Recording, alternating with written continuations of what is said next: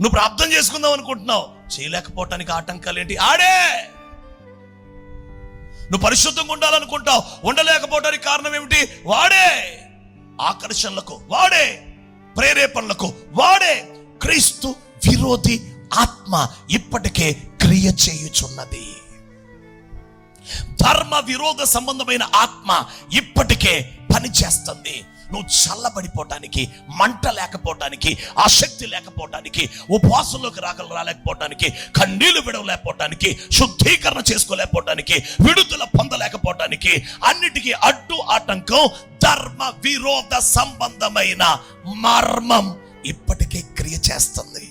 అంటే నేటి సంఘాల్లో కానీ, విశ్వాసుల్లో కానీ, సేవకుల్లో కానీ ధర్మ విరోధ సంబంధమైన మర్మము అనగా ఆ ధర్మ విరోధి అనే క్రీస్తు విరోధి పనిచేస్తున్నాడా లేదా? చెప్పండి. చేస్తున్నాడు.